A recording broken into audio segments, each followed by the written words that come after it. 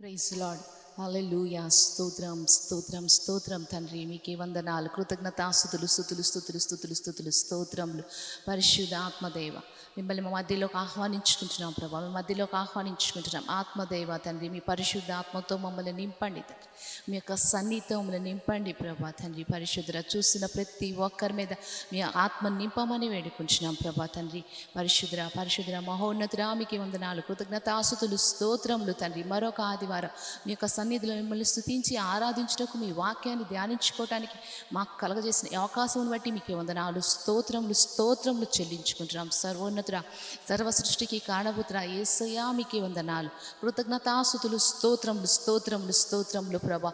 మేము స్తుతించి ఆరాధిస్తుండగా మా స్తుతుల మీద ఆసీనులుగా మనం ఆహ్వానించుకుంటున్నాం ప్రభా తండ్రి. ఈ వాక్య భాగంలో తండ్రి, మానవ స్వరాన్ని మరుగుపరిచి ఆత్మస్వరం ద్వారా మీరు నాతో ప్రతి ఒక్కరితో మీరు మాట్లాడమని వేడుకుంటున్నాం ప్రభా. చూస్తున్న ప్రతి ఒక్కరికి వాక్య గ్రహింపును దాయిచ్చేయండి నాయన తండ్రి. ఆరాధనలో పాల్గొనే కృపను ప్రతి ఒక్కరికి దాయిచ్చేయండి. ఆత్మతో సత్యంతో మిమ్మల్ని స్తుతించి ఆరాధించేవారుగా ప్రతి ఒక్కరిని బలపరచండి ప్రభా. ప్రతి గృహంలోకి మీ యొక్క సన్నిధి, మీ యొక్క వెలుగుతో నింపమని వేడుకుంటున్నాం. మీ యొక్క రక్త అగ్ని కంచె ప్రతి ఒక్క ఫ్యామిలీ మీద వేసుకుంటున్నాం ప్రభా. మీ యొక్క సన్నిధితో నింపి తండ్రి వాక్యం ద్వారా మీ యొక్క వాక్యం ద్వారా ప్రతి ఒక్కరితో మాట్లాడమని తండ్రి. ఈ ప్రోగ్రాం అంతటికి మీరు అధికారిగా ఉండి నడిపించమని, సమస్త మహిమ ఘనత ప్రభావాలు మీరు మాత్రమే పొందుకోమని యేసయ్య అతి పరిశుద్ధ నామములో ప్రార్థించి వేడుకుంటున్నాం మా పరమ తండ్రి. ఆమేన్.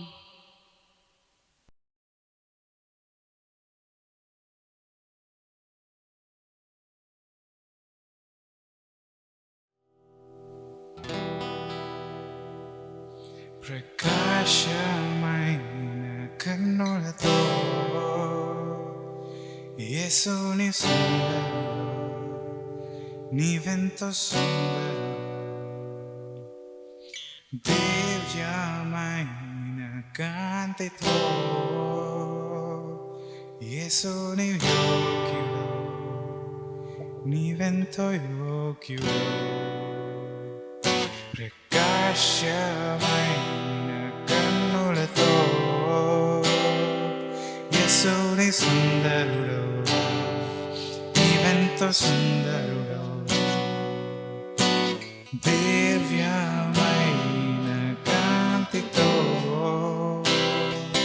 యేసుని యోగ్యుడు, నీవెంతో యోగ్యుడు.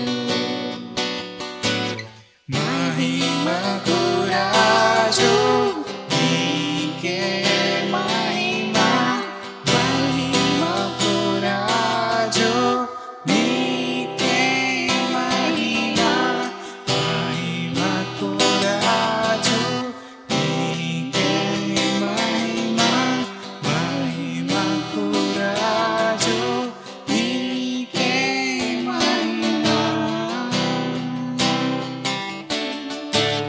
నీకే మహిమ.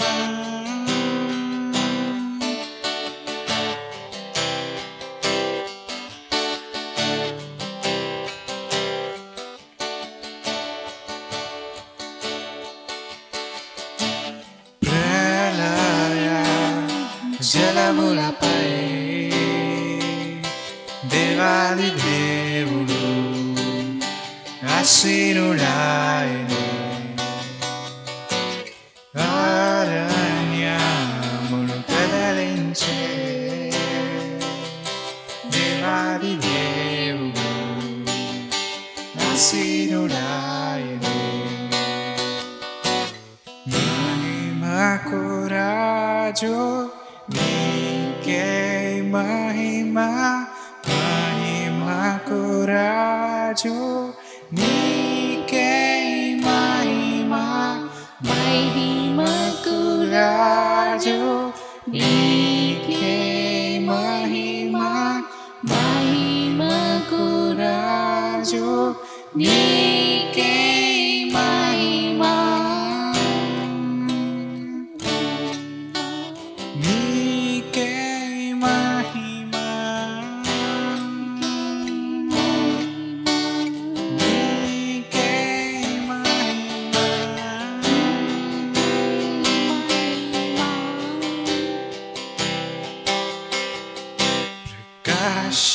ప్రకాశమైన కన్నులతో యేసుని సుందరుడా నీవెంత సుందరుడా దివ్యమైన కాంతితో యేసుని యోగ్యుడవు నీవెంతో యోగ్యుడవు మహిమకు రాజు నీకే మహిమ మహిమకు రాజు నీకే మహిమ మహిమకు రాజు నీకే మహిమ మహిమకు రాజు నీకే మహిమ నీకే మహిమ నీకే మహిమ మహిమకు రాజు నీకే మహిమ మహిమకు రాజు నీకే మహిమ మహిమకు రాజు నీకే మహిమ మహిమకు రాజు నీకే మహిమ నీకే మహిమ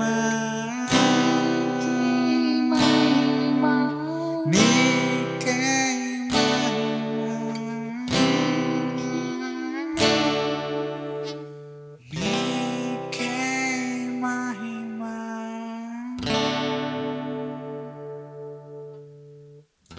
మహిమ మహిమ నీకే తండ్రి మీకే మహిమ హల్లెలూయా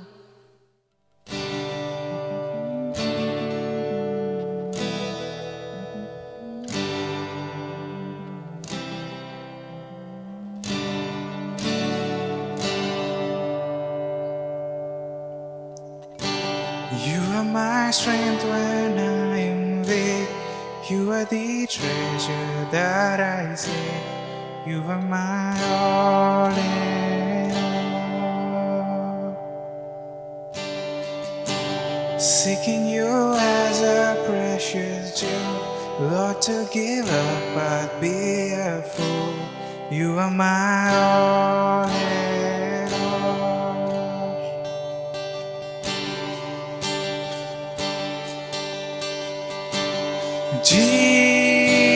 Jesus, Lamb of God, worthy is your name.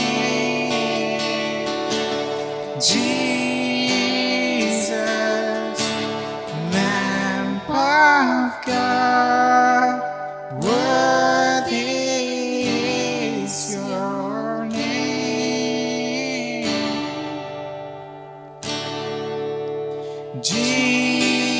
Jesus, Lamb of God, worthy is your name.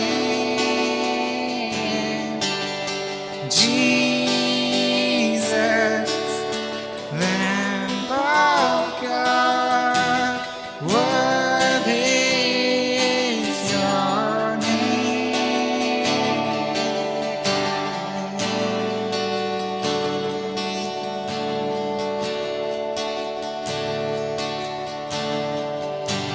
Taking my sin, my cross, my shame, rising again, I bless your name.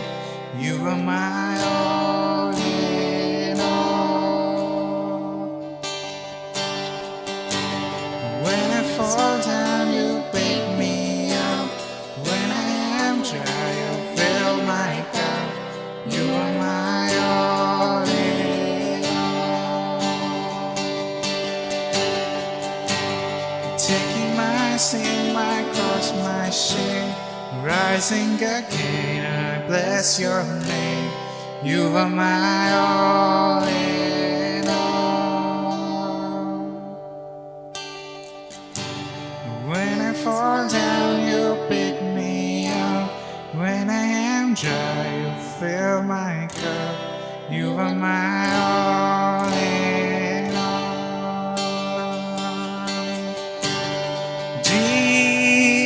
Jesus, Lamb of God, worthy is your name. Jesus, Lamb of God, worthy is your name.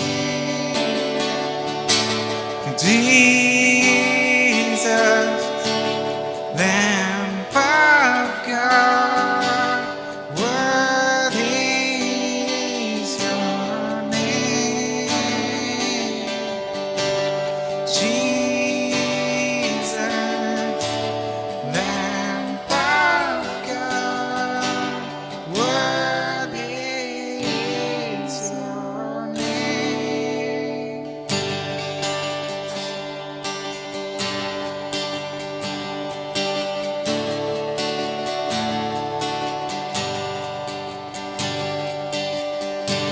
You are my strength when I am weak.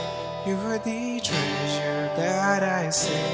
You are my all in all. Seeking you as a precious gem, Lord, to give up, I'd be a fool. You are my all in all. You are my strength when I am weak. You are the treasure that I seek. You are my all in all. Seeking you as a precious gem, Lord, to give up, I'd be a fool. You are my all in all.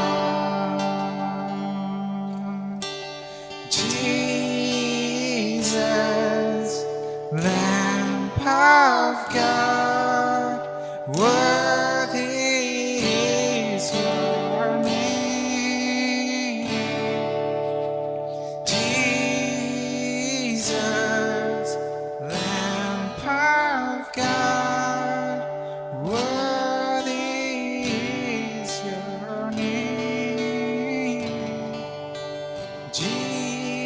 Jesus, Lamb of God, worthy is your name. Jesus, Lamb of God, worthy is your name. Jesus, Lamb of God, worthy is your name. Jesus, Lamb of God, worthy is your name. Worthy is your name.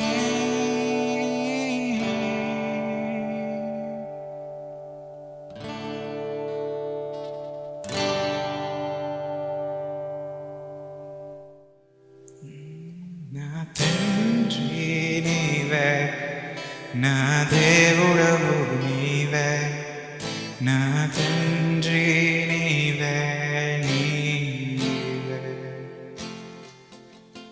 నా తండ్రి నీవే, నా దేవుడవు నీవే, నా తండ్రి నీవే, నీవే.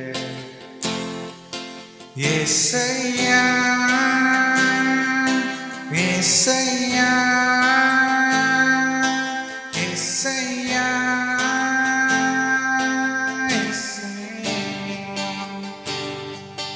యేసయ్యా, యేసయ్యా,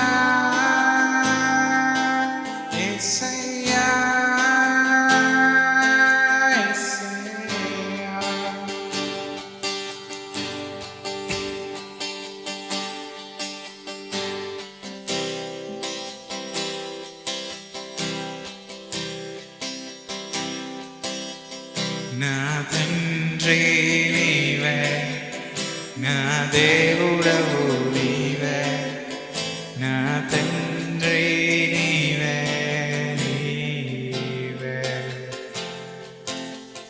నా తండ్రి నీవే, నా దేవుడవు నీవే, నా తండ్రి నీవే, నీవే.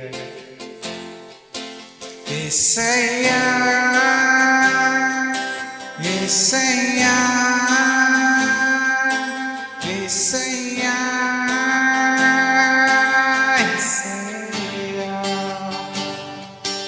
యేసయ్యా, యేసయ్యా, యేసయ్యా, యేసయ్యా.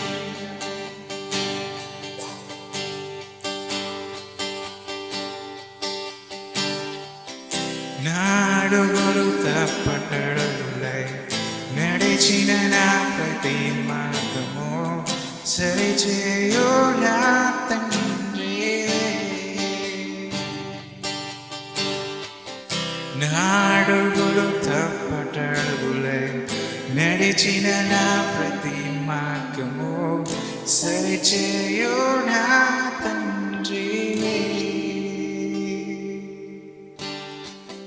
పగలు ఎండ దెబ్బను, రాత్రి వెనల దెబ్బను, తగలకుండా నన్ను కాపాడు ప్రేమ. పగలు ఎండ దెబ్బను, రాత్రి వెనల దెబ్బను, తగలకుండా నన్ను కాపాడు ప్రేమ. యేసయ్యా, యేసయ్యా,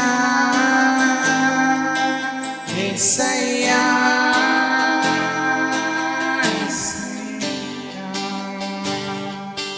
యేసయ్యా, యేసయ్యా, యేసయ్యా, యేసయ్యా.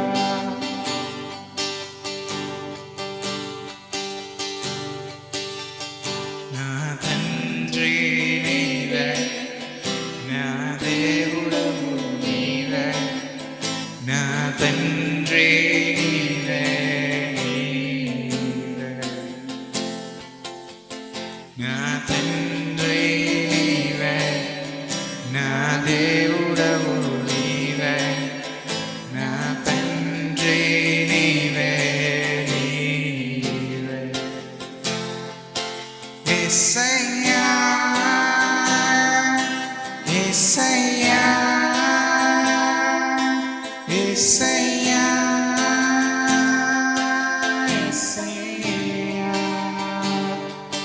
యేసయ్యా, యేసయ్యా, యేసయ్యా,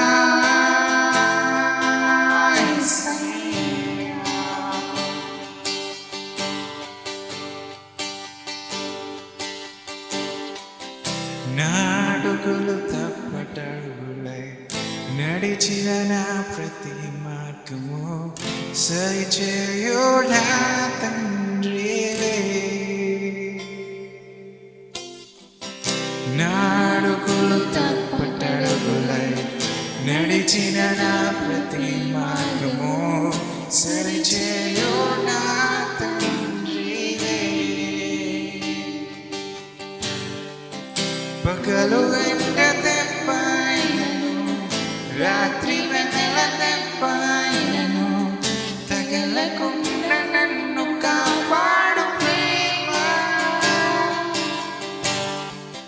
పగలు ఎండ దెబ్బను, రాత్రి వెన్నెల దెబ్బను, తగలకుండా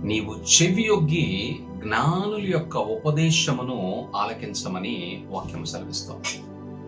జ్ఞానులు మనకి తెలియజేసేటువంటి ఉపదేశాన్ని మనము ఆలకించాలి అనంటే ఒక విషయాన్ని మనం తప్పనిసరిగా జ్ఞాపకంలో ఉంచుకోవాలి.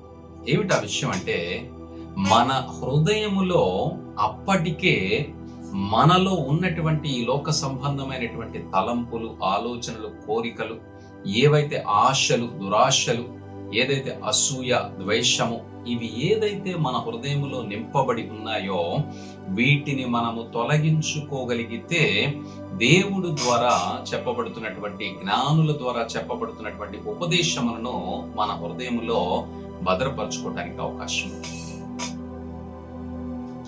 మన హృదయములో ఏదైనా పనికిరానిది ఉన్నప్పుడు మనకు అత్యంత విలువైనది, పనికొచ్చేటువంటిది అందులో మనం దాన్ని ఉంచలేము. ఎందుకంటే వాక్యం సెలవిస్తా ఉంది, పాత తిత్తిలో కొత్త ద్రాక్ష రసము గనక మనం పోస్తే తిత్తు బిగిలిపోతుంది, ద్రాక్ష రసము పాడైపోతుంది. అలాగే పాత గుడ్డకి కొత్త మాసిక ఏదైనా వేస్తే అది చినుగు మరింత ఎక్కువ అవుతుందట, చూడటానికి చాలా అసహ్యంగా ఉంటుందట. అంటే దానికి సూట్ అవ్వదు అని వాక్యం మాట్లాడుతుంది. ఇక్కడ దేవుని వాక్యం ఏమని మాట్లాడుతుంది, చెవియొగ్గి జ్ఞానుల ఉపదేశమును ఆలకింపము, నేను కలగజేయు తెలివిని పొందుటకు మనస్సునేమో. ఇక్కడ రెండు విషయాలు మాట్లాడుతున్నారు. మన మనస్సునివ్వాలి అంటే మన మనస్సులో ఉన్నటువంటి తలంపులన్నీ కూడా దేవునికి ఇవ్వాలి అనే విషయాన్ని మనం జ్ఞాపకం ఉంచుకోవాలి. జ్ఞానుల ద్వారా చెప్పబడుతున్నటువంటి ఉపదేశం ఏదైతే ఉందో, ఇన్స్ట్రక్షన్ ఏదైతే ఉందో, ఆ ఇన్స్ట్రక్షన్స్ ని మనము చాలా జాగ్రత్తగా విని అందులో ఉన్నటువంటి ప్రతి అర్థాన్ని గుర్తించగలిగేటువంటి స్థితిలో మనం ఉండాలట. వాటిని మన లోపల దాచుకోవాలట, వాటిని బయటికి పోనివ్వకుండా కాపాడాలట. సహజంగా మనకి చెప్పబడేటువంటి మాటలు ఏవైతే ఉన్నాయో వాటిని ఎవరైతే ప్రాక్టీస్ చేసి, అంటే వారు అన్వయించుకొని ధ్యానించి వాటి ద్వారా తమ జీవితాన్ని మార్చుకొని ఆ మాటల ద్వారా బ్రతుకుతూ ఉంటారో వారు మాత్రమే పరలోక రాజ్యంలోనికి వెళ్ళటానికి అవకాశం ఉంటుందని వాక్యం తెలియజేస్తుంది.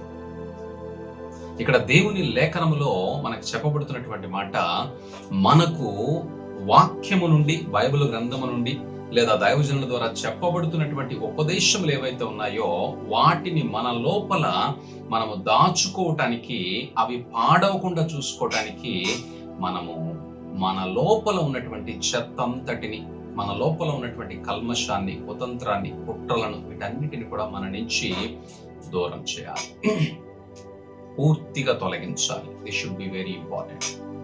మన హృదయాన్ని శుద్ధీకరించుకోకుండా వాక్యం మాట్లాడుతుంది, నేను కలగజేయు తెలివిని పొందుటకు.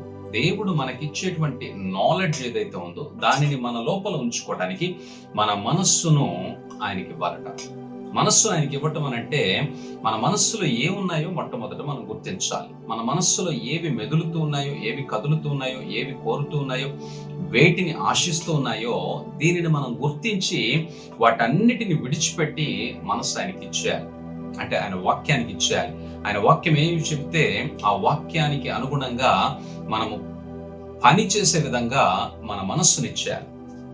సహజంగా మనస్సు ఇవ్వమనంటే ఒక గంట, అరగంట వాక్యం వినేటప్పుడు మనమందరం కూడా జాగ్రత్తగానే వింటాం, కానీ వినటం వల్ల ప్రయోజనం లేదు. వినినటువంటి దానిని బట్టి మన జీవితంలో కలిగే మార్పును బట్టి మాత్రమే మనం గుర్తుంచుకోవాలి. వినినటువంటి దానిని బట్టి మనలో కలిగినటువంటి మార్పుని దేవుడు చూస్తున్నాడు. ఆ మార్పు ద్వారానే నీ జీవితంలో దీవెన, ఆశీర్వాదము దేవుడు అనుగ్రహించడానికి అవకాశం ఉంది. దేవుని వాక్యం విన్నావు, దాని ప్రకారం నడుచుకోకుండా ఆ వాక్యాన్ని నువ్వు మరిచిపోతే, దాన్ని విడిచిపెట్టేస్తే, ఇక దానిని అసలు నీ జ్ఞాపకంలో లేకుండా పోతే నువ్వు సమయము వెచ్చించి వినినటువంటి దేవుని వాక్యము వ్యర్థమైపోయినట్లే. అట్లా వ్యర్థమైపోయినట్లయితే నీకు ప్రయోజనం ఏమి లేదు.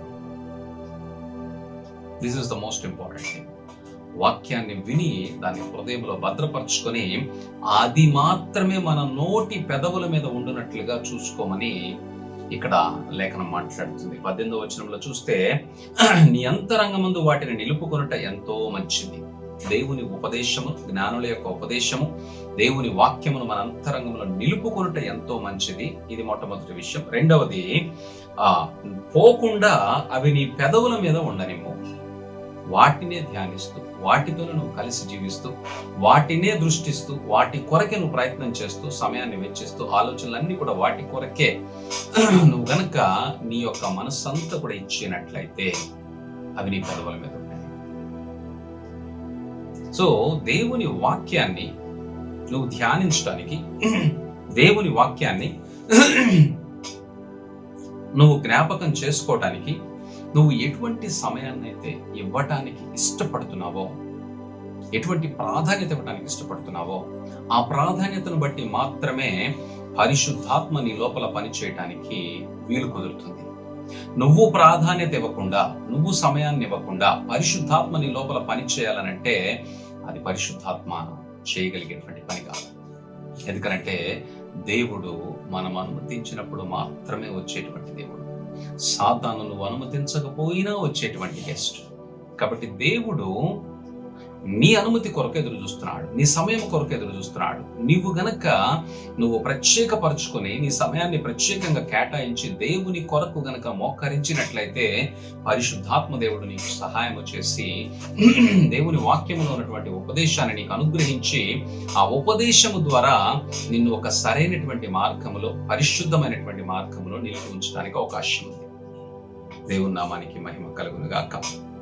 నీ ఆలోచన గనక నువ్వు తొలగించినట్లయితే, నీ కోరిక నువ్వు తొలగించినట్లయితే, నీ పరిస్థితులన్నిటిని నువ్వు దేవుని తట్టు తిప్పినట్లయితే అప్పుడు మాత్రమే దేవుడు నీకు ఇచ్చినటువంటి ఆజ్ఞను నువ్వు గ్రహించగలుగుతావు, ఆ ఆజ్ఞ ప్రకారము జీవించగలుగుతావు.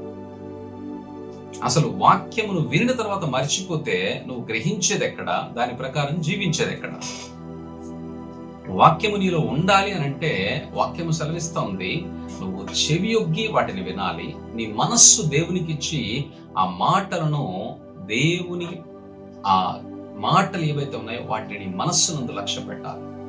వాటిని భద్రముగా కాపాడుకోవాలి. This is most important thing. భద్రంగా కాపాడుకోవాలి. వాటిని మన పెదవుల మీద ఉండేటట్లుగా మనము కాచుకోవాలంట. ఈ విషయాన్ని మనం జ్ఞాపకం ఉంచుకోవాలి.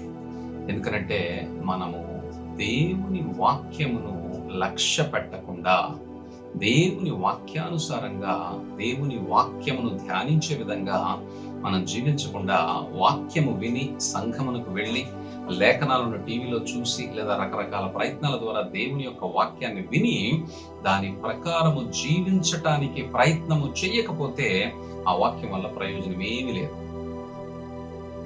ఇవన్నీ వాక్యాలన్నా అవి నీ మీద ప్రభావము చూపకపోతే, వాటి ప్రభావము నీలో ఉండకపోతే, వాటి ద్వారా నువ్వు మార్చుకోకపోతే, వాటి ద్వారా నువ్వు పొందుకోవాల్సినటువంటి దీవెనలు నువ్వు పొందుకోకపోతే ఏ ఉపయోగము ఉండదు. చివరికి క్రైస్తవ జీవితము నీకు విసుగు పుట్టిస్తుంది. క్రైస్తవుడిగా నువ్వు గుర్తుంచుకోవాల్సింది ఏంటంటే, క్రైస్తవ్యము అనగానే దేవుని మాట విని దాని ప్రకారం నడుచుకోవటమే. నువ్వు దేవుని మాట విని దాని ప్రకారం నడుచుకోవాలంటే నీ హృదయాన్ని ఖాళీ చేయాలి, నీ మనస్సును ఖాళీ చేయాలి. నీ మనస్సులో ఉన్నటువంటి తలంపులు, కోరికలు సమస్తమును కూడా తొలగించుకోవాలి. నీ దృష్టి అంతా కూడా వాక్యము మీదే ఉండాలి. యెహోషువ గ్రంథము 3వ అధ్యాయము 5వ వచనం. ఇక్కడ మనకి యెహోషువ గారు అక్కడ ఉన్నటువంటి పరిస్థితులన్నిటిని బట్టి మాట్లాడుతున్నాడు. యెహోషువ గ్రంథము 3వ అధ్యాయము 5వ వచనం. ఇక్కడ మనకు చూస్తే యెహోషువ జనులందరినీ ఉద్దేశించి మాట్లాడుతున్నాడు. యెహోషువ గురించి మనకు చాలా విషయాలు తెలుసు. ఆయన మోషేకి మరి ఎంతో నమ్మకమైనటువంటి వ్యక్తిగా ఉన్నాడు. దేవుని యందు భయభక్తులు కలిగి ఉన్నాడు. మోషే ప్రార్థన చేసుకుని గుడారము విడిచిపెట్టినా కూడా యెహోషువ మరి ఆ గుడారంలోనే ఉంటూ దేవుని సన్నిధిని అనుభవించినటువంటి వ్యక్తి, మోషేని వెంబడించినటువంటి వ్యక్తి. మోషే మరి 40 దినాలు కొండ మీద ఉంటే ఈయన కూడా అక్కడే ఉన్నాడు, కొంచెం దూరంలో. అంటే మోషేని వెంబడిస్తూ దేవునికి భయపడి మోషేకి ఎంతో చేదోడు వాదోడుగా సహకారిగా ఉన్నటువంటి వ్యక్తి. మోషే అనంతరము దేవుడు యెహోషువని నాయకుడిగా నియమించారు. ఈయన ఇజ్రాయేలీల ప్రజలందరినీ ఉద్దేశించి ఈ మాట మాట్లాడుతున్నాడు. యెహోషువ గ్రంథము 3వ అధ్యాయము 5వ వచనం. యెహోషువ ఈ విధంగా మాట్లాడుతున్నాడు, రేపు యెహోవా మీ మధ్య అద్భుత కార్యములు చేయును గనుక మిమ్మును మీరు పరిశుద్ధపరచుకొనుడని జనులకు ఆజ్ఞయించారు. దేవుడు ఒక అద్భుతం చేయాలి అని అంటే దేవుడు అంటున్నాడు, మీరు పరిశుద్ధముగా నా దగ్గరికి రండి అంటున్నాడు. యెహోషువ ఇశ్రాయేలీయులందరికీ ఆజ్ఞిస్తున్నాడు, మిమ్మల్ని మీరు పరిశుద్ధపరచుకోండి, ఎందుకంటే రేపు దేవుడు మీ మధ్యలో ఒక అద్భుతం చేయబోతున్నాడు. రేపు దేవుడు మీ మధ్యలో ఒక అద్భుతం చేయబోతున్నాడు కాబట్టి మిమ్మల్ని మీరు పరిశుద్ధపరచుకోనండి. మనల్ని మనం ఎలా పరిశుద్ధపరచుకోవాలి? వాక్యం సెలవిస్తా ఉంది, మిమ్మల్ని మీరు పరిశుద్ధపరచుకోండి, అప్పుడు మాత్రమే మీరు అద్భుతాన్ని చూస్తారు. పరిశుద్ధపరచుకోకుండా అద్భుతాన్ని చూడలేము. మనం పరిశుద్ధులము కాకుండా దేవుని శక్తిని, దేవుని అద్భుతాలను మనం పొందుకోలేము. యెహోషువ అంటున్నాడు, మిమ్మల్ని మీరు పరిశుద్ధపరచుకోనండి, దేవుడు రేపు మీ మధ్య అద్భుతము చేయబోతున్నాడు. ఏమిటా అద్భుతం అంటే, చాలా అద్భుతాలు అక్కడ జరిగినాయి. ఇక్కడ ఈ కాంటెస్ట్ లో మనం చూస్తే యెహోషువ యోర్దాను నదిని దేవుడు చేల్చబోయేటువంటి ఒక గొప్ప అద్భుతాన్ని వారికి చూపించబోతున్నాడు.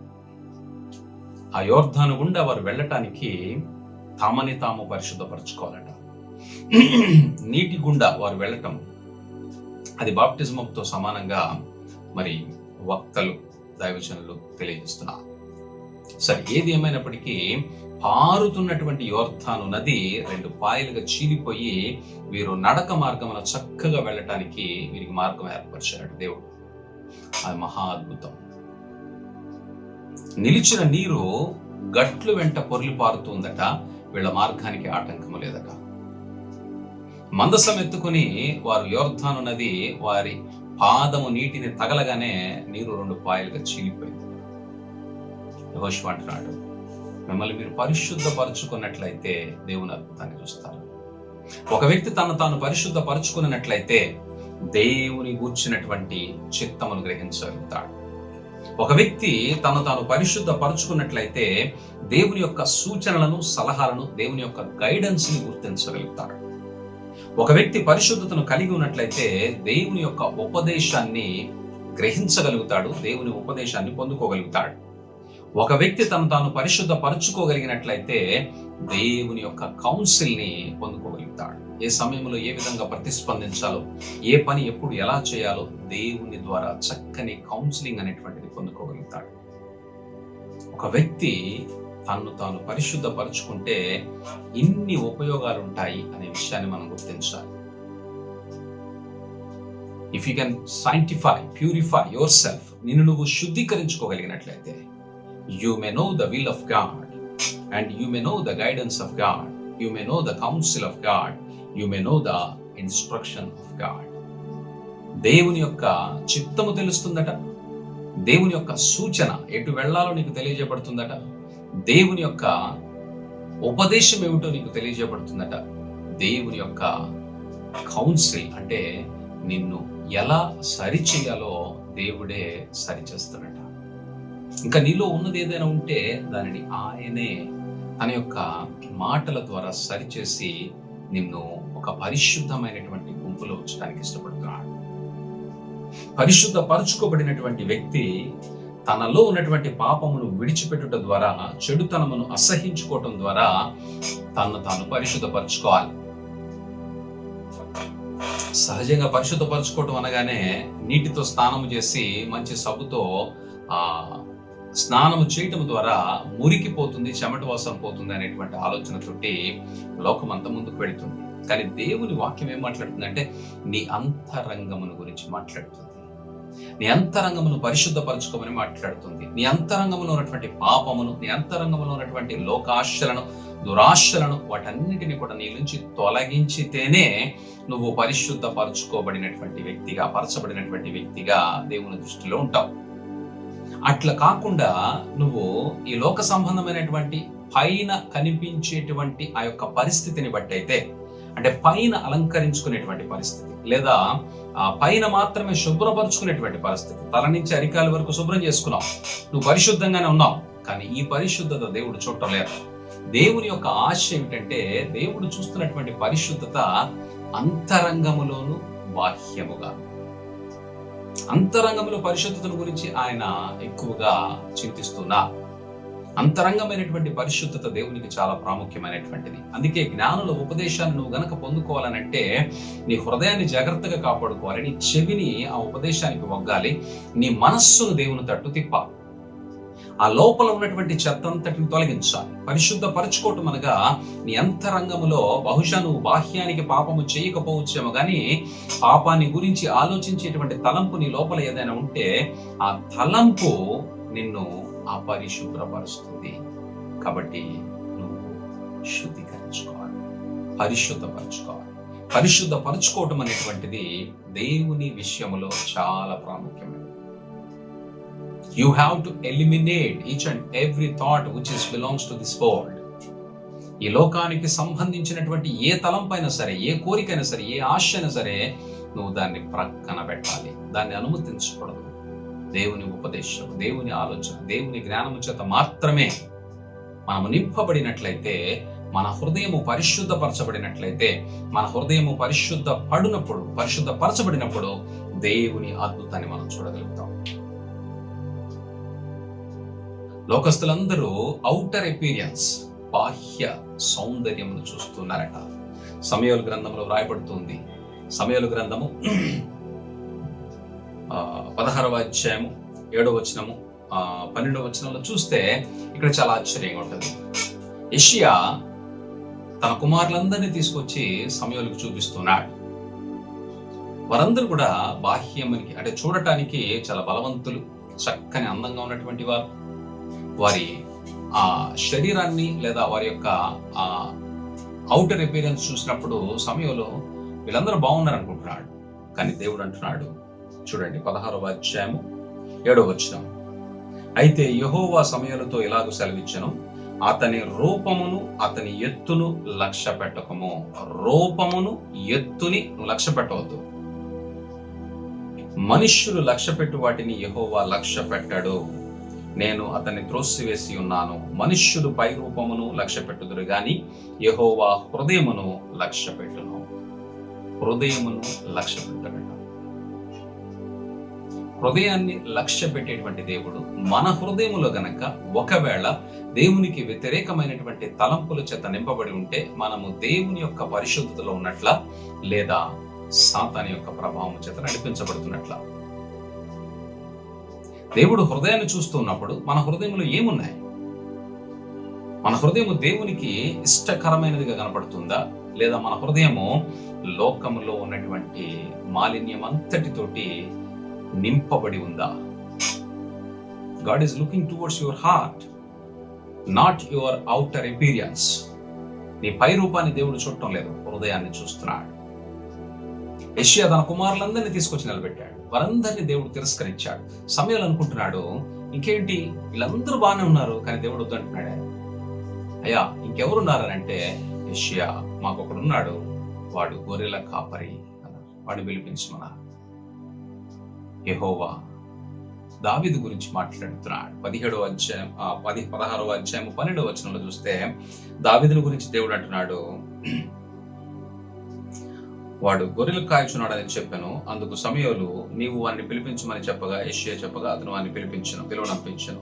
దేవుడు అంటున్నాడు, అతను వచ్చేలోపు అతడు ఎర్రని వాడును, చక్కని నేత్రములు గలవాడును, చూచుటకు సుందరమైన వాడునై ఉండెను. ఔటర్ అపియరెన్స్ చూడనటువంటి దేవుడు ఔటర్ అపియరెన్స్ గురించి మాట్లాడుతున్నాడు ఇక్కడ. వాట్ ఇట్ మీన్స్, దీని అర్థం ఏంటంటే చక్కని నేత్రములు గలవాడు. అంటే వాట్ హీ ఈస్ సీయింగ్, అతను చూసేటువంటి దృష్టి కోణం ఎలా ఉందనంటే దేవుని చేత సృష్టించబడినటువంటిది తన కంటికి కనిపిస్తున్నటువంటిది ప్రతిదీ కూడా ఇది దేవుని మహాకృపను బట్టి, మహాశక్తిని బట్టి, దేవుని యొక్క అద్భుతము కాబట్టి అతడు చూచున్నటువంటి దానంతటిని బట్టి దేవుణ్ణి స్తుతిస్తున్నాడు. అతడు ప్రతి దినము కూడా తన దృష్టి దేవుని యొక్క క్రియల మీద, దేవుని యొక్క కార్యముల మీద, తన కంటికి కనిపిస్తున్నటువంటి సమస్తము మీద దేవుని దృష్టి, దేవుడు చేసినటువంటి పనిని చూస్తున్నాడు. అతని నేత్రములు చక్కనివై ఉన్నాయట. అంటే తాను చూస్తున్న దాన్ని బట్టి తన హృదయం ఏ విధంగా నింపబడుతుందో ఇక్కడ మాట్లాడుతున్నాడు. తాను చూస్తున్నటువంటి ప్రతి చూపులోనూ దేవుని యొక్క అద్భుతాన్ని చూస్తున్నాడు. నువ్వు నేను చూస్తున్నటువంటి చూపులాగా దావీదు చూపు లేదు. అందుకే తన చక్కని నేత్రములు గలవాడు అంటున్నాడు. నేత్రములు ఇక్కడ అందముగా ఉన్నాయని కాదు, తాను చూసేటువంటి దృష్టి కోణం ఎలా ఉందనంటే, తాను చూస్తున్నటువంటి సమస్తము కూడా దేవుని యొక్క మహాశక్తి చేత నిర్మించబడినటువంటి దేవుని చేతి పనిని చూస్తూ వాటిని బట్టి దేవుని స్తుతిస్తున్నాడు. తన హృదయం అంతా కూడా దేవుని పనులను బట్టి, తాను చూస్తున్నటువంటి ఆ యొక్క పంటలు, తాను చూస్తున్నటువంటి కొండలు, కోనలు, నీరు, ఇవన్నీ కూడా ఇవి దేవుని చేతి పని, ఇవి దేవుని అద్భుతమైనటువంటి కార్యములు. దేవుడు శూన్యములో భూమిని ఆకాశమును సృష్టించినటువంటి దేవుడు. దేవుడు గొప్ప కార్యము చేసి ఉన్నాడు. దేవుడు చేసిన కార్యములను బట్టి తాను సంతోషిస్తూ నిత్యము కూడా దేవునికే తాను కృతజ్ఞతాస్తుతులు చెల్లిస్తూ చూస్తున్నటువంటి ప్రతి దాని విషయంలోనూ మానక దేవుని తట్టు చూస్తున్నాడు. తన హృదయం అంతా కూడా దేవుని కార్యముల మీద ఉంది, దేవుని పనుల మీద ఉంది, దేవుడు చేస్తున్నటువంటి అద్భుతాల మీద ఉంది. పగలు, రాత్రి, ఎండ, వర్షం, చలి, ఇవన్నీ ఎలాగ దేవుడు సృష్టించాడో వాటిపైన తాను దృష్టి ఉంచాడు. మన ఆలోచన, మన కనుదృష్టి దేనిపైన ఉంటుందో మనం గమనించాలి. మనం చూస్తున్నటువంటి దాన్ని బట్టి దేవుడు దీనిని నిర్మించాడు, దీనిని నిర్మించడానికి కారకుడయ్యాడు. ఇంత గొప్ప కార్యము జరిగించడానికి దేవుని అద్భుతమైనటువంటి జ్ఞానము, శక్తి మనుష్యులకు ఇవ్వబడింది అనేటువంటి ఆలోచన నీకు ఎప్పుడైనా ఉందా? దావీదు ఆలోచన ఏంటంటే, సృష్టి అంతా కూడా దేవునిదే కాబట్టి తాను ఏది చూసినా కూడా ఇది దేవుని క్రియ, దేవుని పని అని సంతోషిస్తూ దేవుణ్ణి స్తుతిస్తున్నాడు. అతని కన్నులు చక్కనివిగా ఉన్నాడు. అతడు సుందరమైనటువంటి వాడు అంటున్నాడు. He is looking towards his heart. తన అంతరంగము ఎంత సుందరంగా ఉందో, తన అంతరంగములో దేవుని గురించినటువంటి భక్తి, భయము ఎలా ఉందో, తన అంతరంగములో దేవుని పైన ఆధారపడేటువంటి తన నమ్మకం ఎలా ఉందో, వీటన్నిటిని బట్టి దేవుడు అంటున్నాడు, అతడు సుందరమైనటువంటి వాడు, ఎర్రని వాడును, చక్కని నేత్రములు గలవాడును, సుందరుడైనటువంటి వాడు అని మాట్లాడుతున్నాడు. When he's seeing the lion and when he saw the bear, అతనికి అర్థమవుతుంది ఆ సింహమును దేవుని శక్తిని బట్టి నేను చీల్చివేయగలను, ఎలికి బట్టిని నేను చంపగలను, గొలియాతును చంపగలను, దేవుని శక్తిని బట్టి. ఎలా అతను అంత గొప్ప విశ్వాసాన్ని పొందుకున్నాడంటే, తాను చూస్తున్నటువంటి ప్రతి చూపులోనూ, తన ప్రతి ప్రయత్నములోనూ, తన మనస్సులోను, తన హృదయంలోను ఎప్పుడు కూడా దేవుని శక్తి పైనే ఆధారపడేటువంటి ఆలోచన కలిగి ఉన్నాడు. ఆ కారణము వలన మాత్రమే దావీదు ఎన్నిక చేయబడ్డాడు. లేకపోతే దావీదు ఇంటిలో కడసారి వాడు, గొర్రెలను కాచుకునేటువంటి వాడు, అడవుల్లో తిరిగేటువంటి వాడు, అతనికి ఏమాత్రం సౌందర్యం ఉండటానికి అవకాశం లేదు. ఎందుకంటే ఎండ పట్టును ఉండేటువంటి వారి చర్మము తప్పనిసరిగా అది వడిలిపోతుంది, వాడిపోతుంది, నల్లబారిపోతుంది. వారికి ఏమాత్రము కూడా మరి శరీర పోషణ అనేటువంటిది ఉండటానికి అవకాశం లేదు. అయినప్పటికీ ఇక్కడ దేవుడు మాట్లాడుతున్నాడు, ఎర్రని వాడు, చక్కని నేత్రములు గలవాడు, సుందరుడైనటువంటి వాడు, నాకు ఎంత ఇష్టమో అని మాట్లాడుతున్నాడు. వీడిని అభిషేకించని చెప్తున్నాడు సమూయేలుకి. ఆ పక్కన ఉన్నటువంటి అన్నలను చూస్తే వాళ్ళందరూనేమో యుద్ధ సన్నద్ధులు, యుద్ధ వీరులుగా ఉన్నటువంటి వారిని విడిచిపెట్టి గొర్రెలను కాసుకునేటువంటి దావీదుని దేవుడు ఎందుకు ఎన్నిక చేసుకున్నాడంటే, దావీదు హృదయాన్ని దేవుడు చూస్తున్నాడు. దావీదు హృదయంలో ఉన్నటువంటి తలంపు యావత్తు కూడా అది దేవుని కూర్చినటువంటి ఆలోచనే. తాను ఏది చూచినా అది దేవుని పని అని, అయ్యో దేవుడు ఇంత గొప్ప కార్యం ఎలా చేశాడనేటువంటి ఆలోచనతో ముందుకు వెళుతున్నాడు. తన కష్టములోను, తన లాభములోను, అన్నిటిలో కూడా దేవుణ్ణి హెచ్చిస్తున్నాడు. కాబట్టి దావీదు హృదయాన్ని దేవుడు చూసినప్పుడు అది చక్కనిదిగా ఉందంట. కంటి చూపు ద్వారా మన లోపలికి వెళ్ళేటువంటి ఆలోచనలు మన హృదయాన్ని పాడు చేస్తున్నాయా, మన హృదయాన్ని చక్కని స్థితిలో నడిపిస్తున్నాయా మనం గుర్తించాలి. మన కంటి చూపు ద్వారా మన లోపలికి వెళుతున్నటువంటి ప్రతి విషయాన్ని కూడా మనము జాగ్రత్తగా గమనించి గుర్తించి దానిని పూర్తిగా దేవునికి లేదా పరిశుద్ధతకు సంబంధించినదా కాదా అని పరీక్షించుకొని వాటిని మాత్రమే, అంటే పరిశుద్ధతకు సంబంధించినవి మాత్రమే మన హృదయంలో ఉండేలాగా మనం ప్రయత్నం చేయాలి. అట్టి ప్రయత్నంలో మనం విఫలమైతే మన క్రైస్తవ జీవితం అంతా కూడా వ్యర్థమే. ఇక్కడ దేవుని వాక్యం మాట్లాడుతుంది, చెవి యొగ్గి జ్ఞానుల ఉపదేశమును ఆలకింపము, నేను కలగజేయు తెలివి పొందుటకు మనస్సు నిమ్ము. నీ మనస్సులో దేవుని గూర్చినటువంటి సదుద్దేశము ఉన్నట్లయితే, నీ పనులన్నిటిలో దేవుని కృప కొరకు నువ్వు ఎదురు చూస్తూ ఉన్నట్లయితే, నీ ముందున్నటువంటి శ్రమలు అవసరతలన్నిటిలోనూ దేవుని పైన ఆధారపడేటువంటి మనస్థితి నీకు ఉన్నట్లయితే, దావీదు ఎలుగుబంటిని, సింహాన్ని, గొలియాతును చంపడానికి దేవుని పైన ఎలా ఆధారపడ్డాడో, నీ కష్టంలోను సమస్యలోను దేవుని పైన నువ్వు ఆధారపడేటువంటి నీ హృదయపు నిరీక్షణ ఏదైతే ఉందో దాన్ని దేవుడు చూస్తున్నాడు. చాలా మంది పైకి మేము దేవుని పైన ఆధారపడ్డాం, దేవుని పైన నమ్ముతున్నాం, దేవుణ్ణి నమ్ముతున్నాం, నిరీక్షణ కలిగి ఉన్నాం అని మాట్లాడుతున్నారు. కానీ హృదయాన్ని పరిశీలించేటువంటి దేవుడు ఆ హృదయంలో నీకున్నటువంటి ఆ యొక్క విశ్వాస బలాన్ని బట్టి మాత్రమే కార్యము జరుగుతుంది.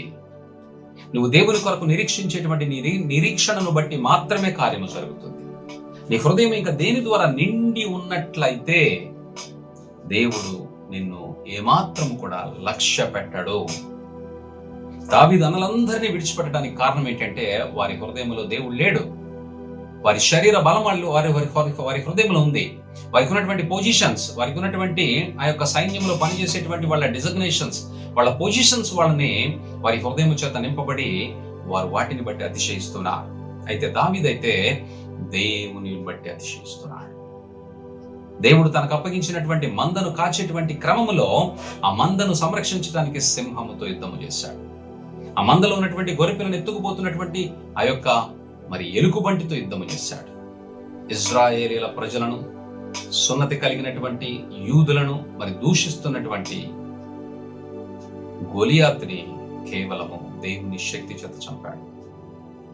ఎలా ఈ వ్యక్తి హృదయములో ఎంత గొప్ప విశ్వాసాన్ని కలిగి ఉన్నాడనంటే, తాను చూచేటువంటి ప్రతిదీ కూడా ఇది దేవుని చేతి పని అని విశ్వసించి, దేవుని చేతి పని ఎంత అందంగా ఉందో, దేవుడు ఎంత చక్కగా దీన్ని తయారు చేశాడో, దేవుడు ఈ భూమిని ఎంత చక్కగా నిర్మించాడో, ఈ భూమి పైన వాతావరణ పరిస్థితులను దేవుడు ఎంత చక్కగా సమతౌల్యముతోటి నడిపిస్తూ ఉన్నాడో, దేవుడు కురిపిస్తున్నటువంటి వర్షము, మంచు, చలి, ఎండ, వీటన్నిటిని బట్టి దావీదు దేవుడిని గ్రహించగలిగేటువంటి ఆలోచనతో ముందుకు వెళ్తున్నాడు. అందుకే ఆయన కను దృష్టి చక్కనిదై ఉంది. ఏది చూసినా కూడా అది దేవుని కోణములో, దేవుని చేతి పనిని చూస్తూ ఉన్నాడు. అందుచేత తాను చూస్తున్నటువంటి సమస్తము కూడా దేవుని గూర్చినటువంటి సమాచారముతోటి నింపబడుతూ తన హృదయమును శుద్ధీకరించుకున్నాడు. అందుకే దేవుడు అంటున్నాడు, అతడి చక్కని నేత్రములు కలవాడు. నీ కన్నులు ఏం చూస్తున్నాయి? నువ్వు మొబైల్ ఫోన్ ఆన్ చేయగానే ఏమొస్తున్నాయి? నువ్వు కంప్యూటర్ ఆన్ చేయగానే ఏమొస్తున్నాయి? టీవీ ఆన్ చేయగానే ఏమొస్తున్నాయి? ఏం చూస్తున్నావు? నీ కన్నులు ఏమి చూసి ఏమి ఆశిస్తున్నాయి? నీ కన్నులు చూచిన వాటిని, వేటిని నీకు కావాలనేటువంటి కోరికను కలిగించి నిన్ను పరిగెత్తిస్తున్నాయి? దయచేసి ఆలోచించాలి. దేవుడు హృదయాన్ని పరిశీలించేటువంటి దేవుడు, అంతరంగాన్ని పరిశీలించేటువంటి దేవుడు. ఆయన అంతరంగాన్ని మాత్రమే లక్ష్య పెడతాడట, హృదయాన్ని మాత్రమే లక్ష్య పెట్టేటువంటి దేవుడట. కాబట్టి అటువంటి దేవునికి నీవు కావాలి అని దేవుడు ఇష్టపడుతున్నప్పుడు నీ హృదయము పరిశుద్ధముగా ఉన్నట్లయితే, నిన్ను నువ్వు పరిశుద్ధపరుచుకున్నట్లయితే, ఆ పరిశుద్ధతను బట్టి దేవుడు నిన్ను ప్రేమిస్తాడు. దేవుడు నీ జీవితంలో అద్భుతాన్ని చేస్తాడు. పరిశుద్ధతే నీ లోపల లేకపోతే దేవుడు అద్భుతాన్ని చేయలేడు. దేవుడు అద్భుతాన్ని నువ్వు చూడలేవు. దేవుడు నిత్యము అద్భుతం చేస్తున్నాడు. There is no doubt at all. దేవుడు ఏ అద్భుతం చేయకుండా నువ్వు నేను క్షేమంగా ఉన్నాం అనుకుంటున్నారా? దేవుడు భూమిని, ఆకాశాన్ని ఆయన నియంత్రించకపోతే శూన్యములో వేలాడదీయబడినటువంటి భూమి ఎలాగా తనకు తానుగా తిరుగుతూ, సూర్యుని చుట్టూ తిరుగుతూ ఈ వాతావరణ పరిస్థితులన్నిటిని అనుకూలపరుస్తుంది, సమతుల్యంగా ఉంచుతుందో దయచేసి గుర్తించాలి. దేవుడు ప్రతిదినము అద్భుతం చేస్తున్నాడు. కానీ నీకు నీ జీవితంలో, నీ తాత్కాలికమైనటువంటి జీవితంలో నీకు అత్యంత సులువైనటువంటి లేదా చాలా చిన్న ప్రాబ్లం గురించి లేదా చిన్న సమస్యకు పరిష్కారము కనబడకపోతే అసలు దేవుని గురించి ఆలోచించేటువంటి ప్రసక్తే లేదు. నీకు కావలసింది వచ్చేంత వరకు దేవుని దగ్గర గోజాడటమే, మొరపెట్టడమే, ఏడవటమే.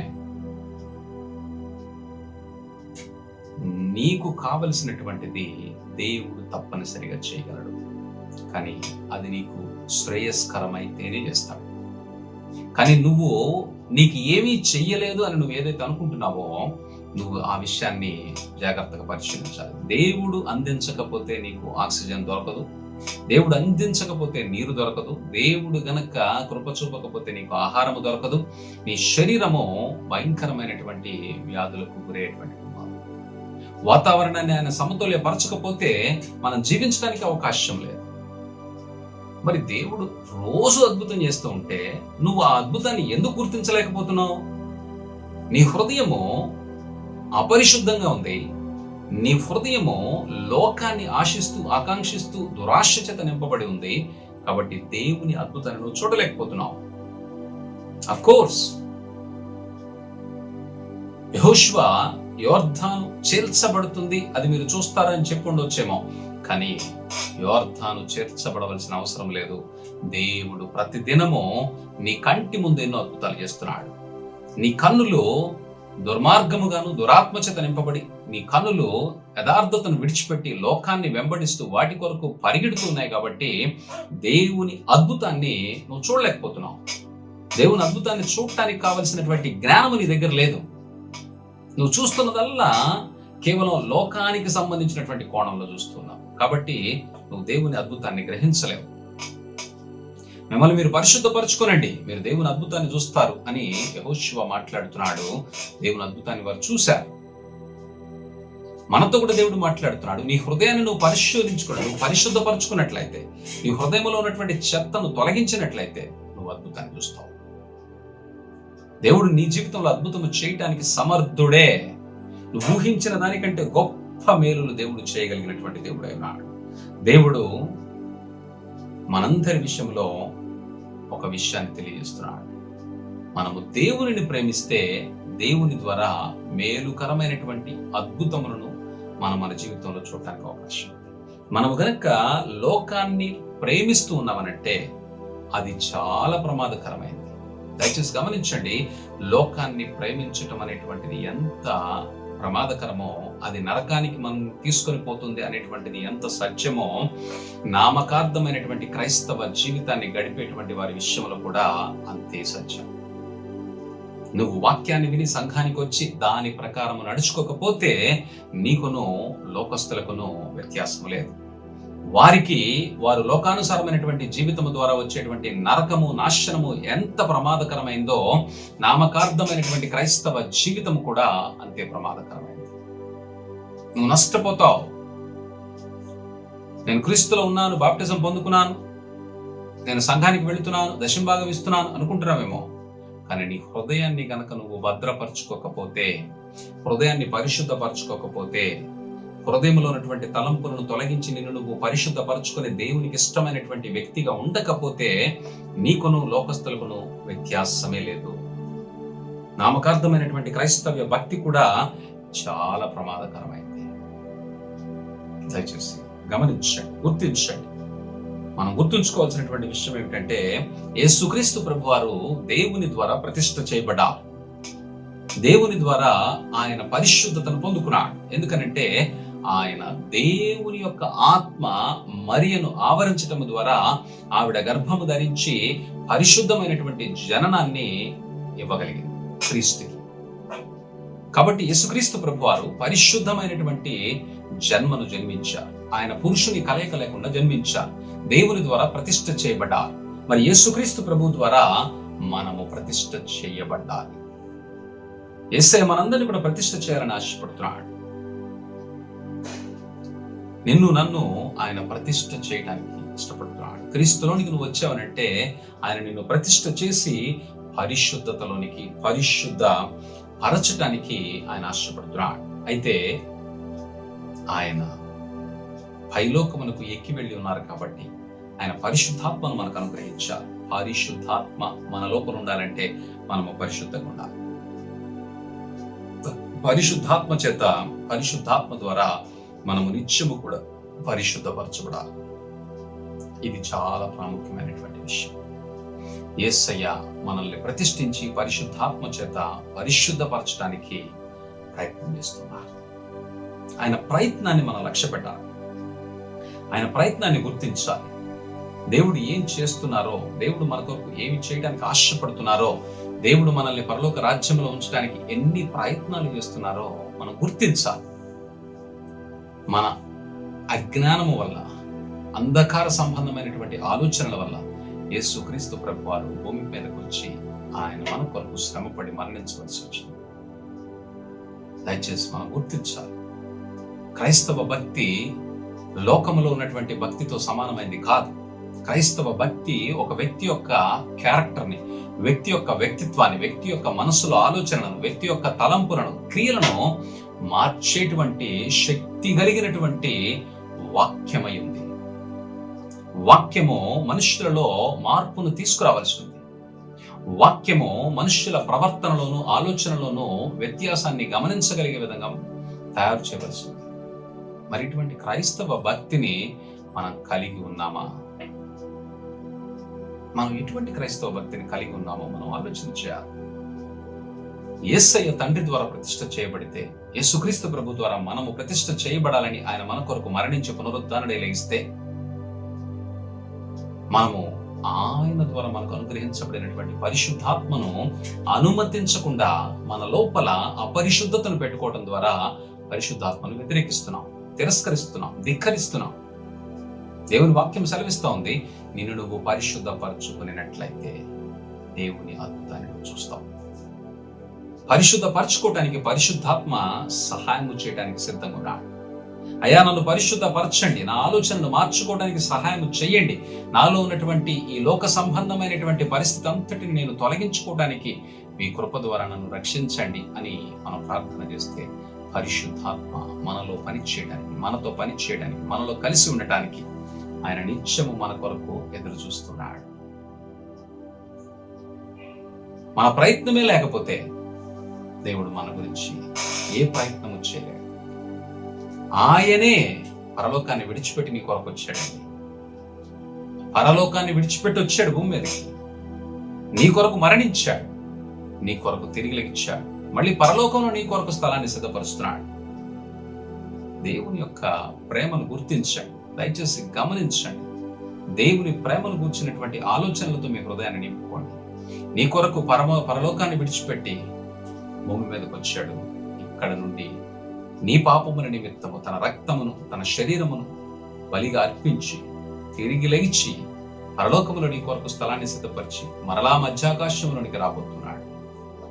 ఆయన మధ్యాకాశంలో నీ కొరకే రాబోతున్నాడు. పరిశుద్ధపరచబడినటువంటి వారి కొరకు రాబోతున్నాడు. నువ్వు పరిశుద్ధపరచబడితేనే ఆ గుంపులో ఉంటావు. ఆ గుంపు మాత్రమే పరలోకములో ఉంటుంది. దయచేసి గమనించండి, గుర్తించండి. దేవుని వాక్యము రాజుల గ్రంథము 1 రాజులు 9వ అధ్యాయము 3వ వచనంలో చూస్తే అక్కడ వాక్యం ఈ విధంగా మాట్లాడుతుంది, ఈ మందిరము పరిశుద్ధపరిచి ఉన్నాను, నా దృష్టియు నా మనస్సును ఎల్లప్పుడూ అక్కడ ఉండును.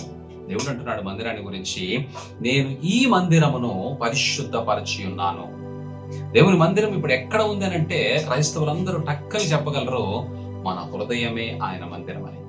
దేవుడు అంటున్నాడు, ఈ మందిరమును నేను పరిశుద్ధపరిచి ఉన్నాను. నీ మందిరము నిజంగా దేవునికి మందిరముగా ఉందా? నీ హృదయము దేవునికి మందిరముగా ఉందా? నీ శరీరము దేవునికి మందిరముగా ఉందా? నువ్వు దేవునికి నీ యొక్క హృదయాన్ని పరిశుద్ధపరిచి ఆయనకు అప్పగించినట్లయితే ఆయన ఆ మందిరము పరిశుద్ధపరిచి అందులో ఆయన దృష్టిని, ఆయన మనస్సును ఎల్లప్పుడూ అక్కడే ఉంచుతాడట. ఒక్కసారి ఆలోచన చేయండి. దేవుని యొక్క మనస్సు, దేవుని యొక్క దృష్టి ఎల్లప్పుడూ నీ మీదే ఉంటే నీ పరిస్థితి ఎలా ఉంటుంది? నీ జీవితం ఎలా ఉంటుంది? నీ కుటుంబం ఎలా ఉంటుంది? దేవుని దృష్టి నీ పైన ఉందా? దేవుని మనస్సు నీ పైన ఉందా? దేవుని దృష్టి ఆయన మందిరం మీద ఉందట. ఆయన మందిరము నువ్వే అయితే నీ మందిరము పరిశుద్ధపరచబడిందా? ఆయన నీ హృదయం అనే మందిరములో ఉండటానికి ఇష్టపడుతున్నాడు. నీ హృదయం అనేటువంటి మందిరాన్ని పరిశుద్ధపరచడానికి ఇష్టపడుతున్నాడు. అందుకే ఆయన ఉపదేశాన్ని నీకు అందిస్తున్నాడు. ఆ ఉపదేశానికి నువ్వు చెవిగొగ్గుతున్నావా? దాన్ని నీ హృదయంలో దాచుకోగలుగుతున్నావా? నీ మనస్సు ఆయన మాటలకు ఇవ్వగలుగుతున్నావా? ఆయన సెలవిచ్చినటువంటి మాట, నేను ఈ మందిరమును పరిశుద్ధపరిచి ఉన్నాను, నా దృష్టియు నా మనస్సును ఎల్లప్పుడూ అక్కడ ఉండును. ఎంత మంచి దేవుడు! మన కోసం వచ్చి, మన కోసం మరణించి, తిరిగి పరిశుద్ధాత్మను మనకు అనుగ్రహించి, పరిశుద్ధాత్మ మన హృదయంలో నివసించడానికి యోగ్యమైనటువంటి స్థలాన్ని సిద్ధపరిస్తే చాలు, నీ చెత్త ఆలోచన తీసివేస్తే చాలు, పరిశుద్ధాత్మ నీలో ఉంటుంది. పరిశుద్ధాత్మ ద్వారా దేవుని అద్భుతాలను నీకు కనబరిచి నీ ద్వారా అనేక అద్భుతాలు చేయడానికి దేవుడు ఇష్టపడుతున్నాడు. ఈ విషయాన్ని గుర్తించినటువంటి మనము లోకాన్ని ప్రేమిస్తున్నాం, లోకాన్ని ఇష్టపడుతున్నాం, లోకమునికి సంబంధించినటువంటి ఆ యొక్క తలంపులన్నిటినీ మనలో ఉంచుకుంటున్నాం. దీనివల్ల మనకెంత నష్టమో మనం గుర్తించాలి. మన నష్టాన్ని మనం గుర్తించకపోతే, మన నష్టాన్ని, మన పరిస్థితులను మనం గుర్తించకపోతే, మన జీవితం యొక్క లక్ష్యం ఏంటో మనం గుర్తించకపోతే మనము చాలా ప్రమాదం పడబోతున్నాం. ప్రయత్నము చేయకుండా యేసయ్యకు మనం ఇష్టలముగా ఉండలేము. మన హృదయమును సరిచేసుకోకుండా, మన తలంపులను మనము తొలగించుకోకుండా, మన కోరికలను మనము తీసివేయకుండా దేవునికి మనము ఎట్టి పరిస్థితుల్లో కూడా ఇష్టలముగా ఉండలేము. దావీదుని దేవుడు ఎంత చక్కగా వర్ణిస్తున్నాడో మనం చూస్తే, ఎర్రని వాడు, చక్కని నేత్రములు గలవాడు, సుందరుడైనటువంటి వాడు అని దావీదుని గురించి మాట్లాడుతున్నాడు. గొర్రెల కాపరి అలా ఉంటాడండి? గొర్రెల కాపరి చక్కని నేత్రాలు, ఎర్రని వాడు, సుందరుడుగా ఉంటాడా? ఎండలో ఏండి, వానకు తడిసి వాడి జుట్టు ఎలా ఉంటది, వాడి పరిస్థితి ఎలా ఉంటది, వాడి వస్త్రధారణ ఎలా ఉంటది? కానీ దేవుడు ఎందుకు మరి దావీదుని గురించి పై రూపాన్ని మాట్లాడినట్టుగా మాట్లాడుతున్నాడంటే, ఇక్కడ మనం గ్రహించాలి, ఆయన పై రూపాన్ని గురించి మాట్లాడటం లేదు. He speaking about his inner self.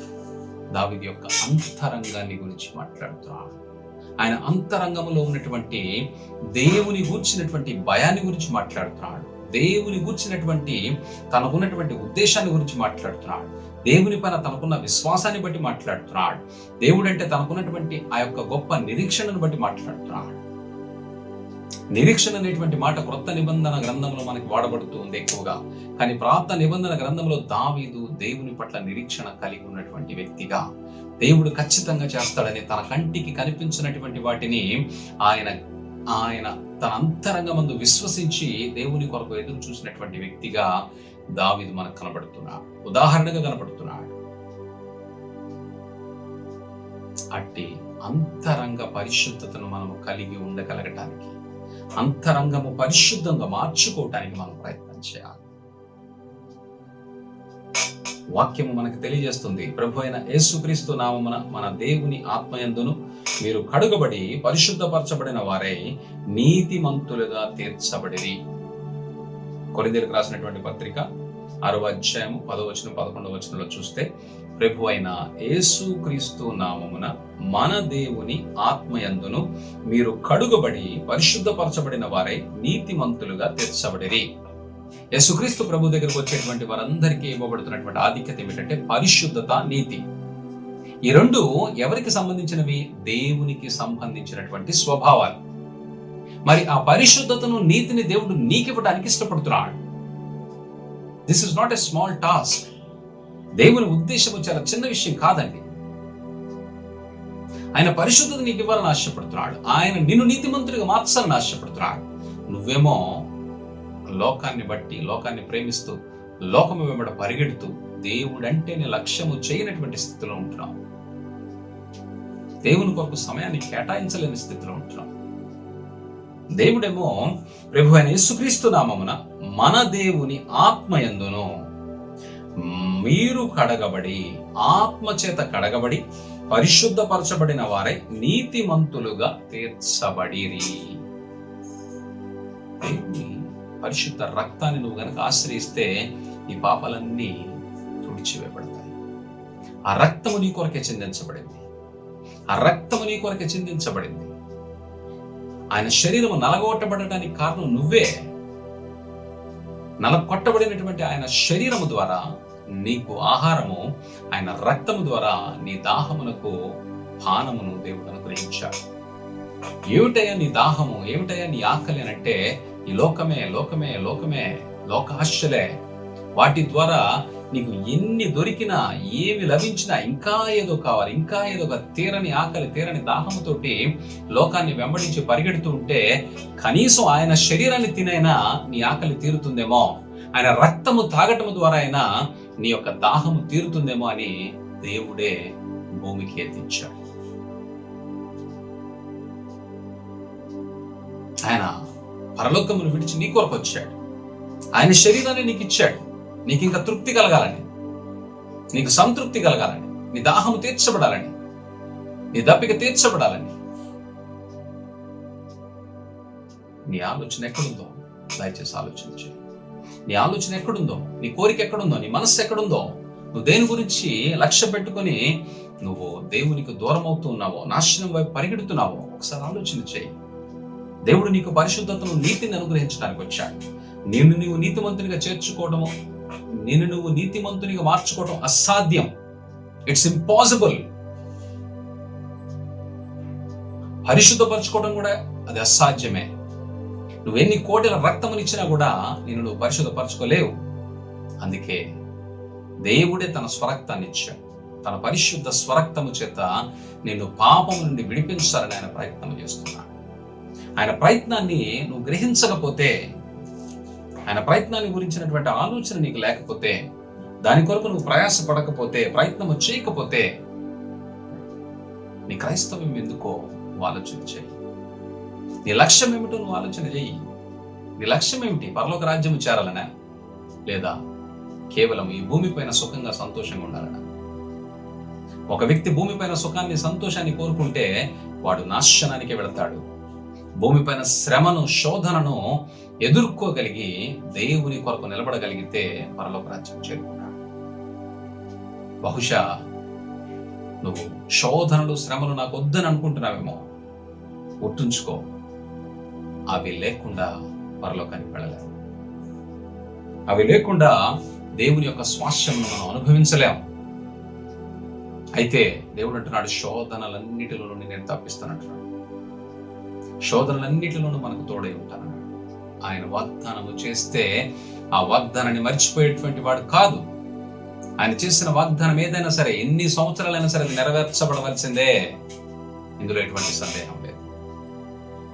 దేవుని వాక్యం సెలవిచ్చిన రీతిగా కొరింథీయులకు రాసినటువంటి పత్రిక 6వ అధ్యాయం 10వ వచనం 11వ వచనం చూస్తే అక్కడ చెప్పబడుతుంది, దొంగలైనను, లోభులైనను, త్రాగుబోతులైనను, దోషకులైనను, దోచుకుని వారినైనను దేవుని రాజ్యమునకు వారసులు కానేరడు. మీలో కొందరు అట్టి వారై ఉంటిరి గాని ప్రభు అయిన యేసుక్రీస్తు నామమును మన దేవుని ఆత్మయందును మీరు కడగబడి పరిశుద్ధపరచబడిన వారై నీతిమంతులుగా తీర్చబడరి. ఆయన రక్తము ద్వారా పరిశుద్ధపరచబడి నీతిమంతులుగా తీర్చబడటానికి దేవుడు ప్రణాళికను కలిగి ఈ భూమి మీదకి వచ్చాడు. దీన్ని గ్రహించకపోతే, గుర్తించకపోతే, ఆలోచన చేయకపోతే ఎలా మనము పరిశుద్ధపరచబడతాం? ఒక వ్యక్తి దేవుని మాటలను ధ్యానించడం ద్వారా, ఆలోచించడం ద్వారా ఆ తలంపు తనలో ఉన్నటువంటి అపరిశుద్ధతను తొలగించి తనను పరిశుద్ధపరుస్తుంది. ఆ ప్రయత్నము చేస్తేనే నువ్వు ఆ ప్రయత్నము ద్వారా మేలును పొందుకోగలుగుతావు. ప్రయత్నమే చేయకపోతే నువ్వు ఖచ్చితంగా మేలు పొందుకోలేవు. దేవుని వాక్యం ఏమని మాట్లాడుతుందంటే, చెవి యొగ్గండి, నీ చెవి యొగ్గమని చెప్తాం. Incline your ear to the sayings of wise. నీవు చెవి యొగ్గి జ్ఞానుల ఉపదేశమును ఆలకించము. నీ మనస్సు ఆయనకి ఇచ్చినట్లయితే ఆయన తెలివిని నీకు ఇస్తానంటున్నాడు. అసలు ఎంత సులువైనటువంటి మార్గాన్ని దేవుడు చెప్తున్నాడో మనం గుర్తించాలి. నీ మనస్సులో ఉన్నటువంటి తలంపులు తొలగించి దేవుని తెలివి కొరకు నువ్వు ఎదురు చూడాలి. దేవుని ద్వారా వచ్చేటువంటి ఆ జ్ఞాన సంబంధమైనటువంటి ఉపదేశాలను నువ్వు భద్రపరచుకోవాలి. వాటిని నీ హృదయంలో భద్రముగా కాపాడుకొని నీ పెదవుల మీద అవి ఉండినట్లుగా చూసుకోవాలట. నువ్వు మాట్లాడితే అవే రావాలి బయటికి. హృదయం నిండి ఉన్న దాన్ని బట్టి నోరు మాట్లాడుతుందని వాక్యం మాట్లాడుతుంది, వాక్యం తెలియజేస్తుంది. మరి నీ హృదయము లోకము చేత నింపబడితే లోకానికి సంబంధించినటువంటి మాటలే వస్తాయి. నీ హృదయము దేవుని వాక్యము చేత నింపబడితే దేవుని జ్ఞానమును గూర్చినటువంటి మాటలు పలకబడతాయి. మరి నువ్వు ఆ స్థితిలో ఉన్నావా? ఆ స్థితిలో నడుచుకుంటున్నావా? This is the most important thing in Christian life. క్రైస్తవ జీవితానికి ఇది చాలా ప్రాముఖ్యమైనది. దేవుడు మనకిచ్చినటువంటి పరిశుద్ధతను, దేవుడు మనకిచ్చినటువంటి నీతిని మనము కలిగి ఉండాలి. మనము అనుభవించేటువంటి స్థితిలో ఉండాలి. వాటిని మనము స్వాస్థ్యముగా, అలంకారాలుగా, మన హారాలుగా మన మెడలో వేసుకోవాలంటే వాటిని ధరించి మనం ముందుకు వెళ్ళాలి. నీతిమంతుల గురించి, దేవుని యొక్క నీతిని, అలాగే దేవుని ద్వారా పరిశుద్ధపరిచేటువంటి ప్రక్రియను మనము గుర్తించి దాని కొరకు ప్రయాసపడకపోతే మన క్రైస్తవ జీవితంలో చాలా నష్టపోతుంది. మరొక విషయం హెబ్రీయులకు రాసినటువంటి పత్రికలో రాయబడుతుంది, పరిశుద్ధపరచబడినటువంటి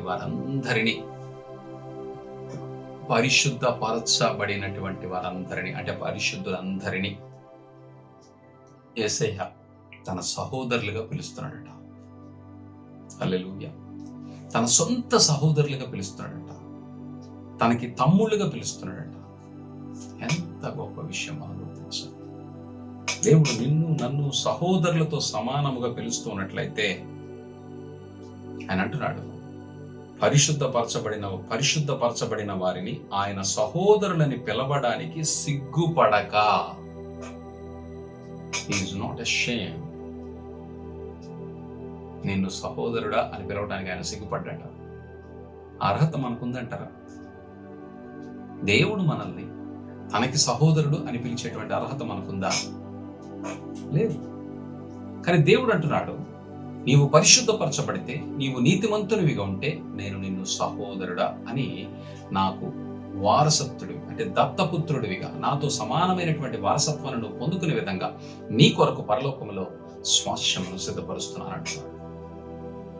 ఇటువంటి దేవుణ్ణి కలిగి ఉన్నటువంటి మనము ఎటువంటి ఆలోచనతో ముందుకు వెళుతున్నాం, ఎటువంటి తలంపులు కోరికలతోటి ముందుకు వెళుతున్నాం, ఈ విషయాన్ని మనం గుర్తించాలి.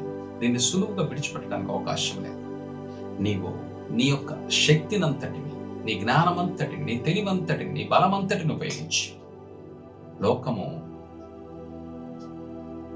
నీకున్నటువంటి పరిస్థితి అంతటిని, నీకున్నటువంటి టాలెంట్స్ అన్నిటిని ఉపయోగించి దేవుని పరిశుద్ధతను కలిగి ఉండటానికి, దేవుని నీతిని పొందుకోవడానికి ప్రయత్నం చేయాలి.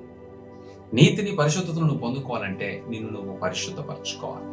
నిన్ను నువ్వు పరిశుద్ధపరచుకోవాలి అని అంటే దేవుడు సెలవిచ్చినట్లుగా జ్ఞానుల నోటి నుంచి వచ్చేటువంటి ఉపదేశములను నీ హృదయంలో భద్రపరచుకోవాలి. నీ హృదయంలో భద్రపరచుకోవాలంటే నీకున్నటువంటి కోరికలను, తలంపులను నీ నుంచి దూరం చేయాలి.